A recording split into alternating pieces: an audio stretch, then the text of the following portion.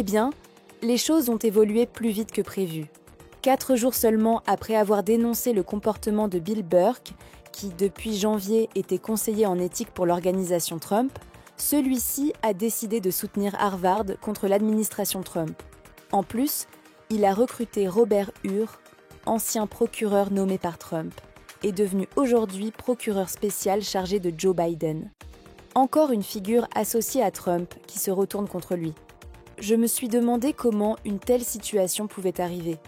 Comment Quinn Emanuel, le cabinet qui représente Trump, peut-il en même temps défendre Harvard contre l'administration Trump et s'allier à l'Union américaine pour les libertés civiles dans l'affaire Abrego Garcia? Comment Trump laisse-t-il passer ça? J'avais imaginé qu'il devait y avoir un accord tacite entre Trump et Quinn Emanuel, une sorte de poignée de main pour éviter les conflits d'intérêts. Mais tout ça vient d'exploser. Eric Trump, sur ordre de son père Donald, vient de virer Bill Burke après une série de publications incendiaires sur les réseaux sociaux, attaquant Harvard et Burke. Résultat, Bill Burke est viré de la Trump Organization, même s'il est loin d'être sans travail. Depuis plusieurs semaines, j'avais trouvé étrange que Burke se mette à représenter des intérêts opposés à Trump, alors qu'il a toujours été un avocat conservateur reconnu.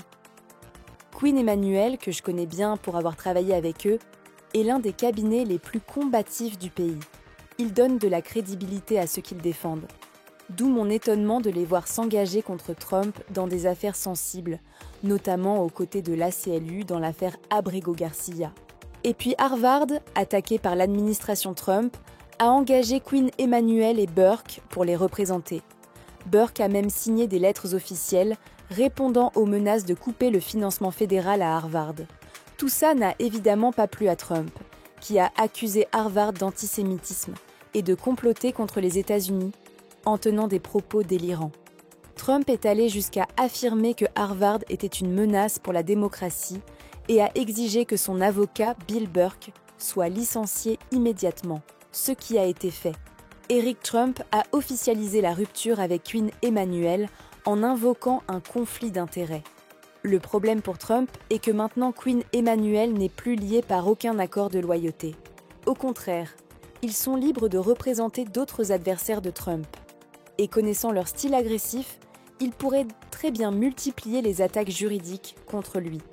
En résumé, au lieu de garder Burke sous contrôle, Trump l'a viré et maintenant, il risque d'avoir Quinn Emanuel et d'autres cabinets d'avocats de haut niveau en opposition frontale contre lui.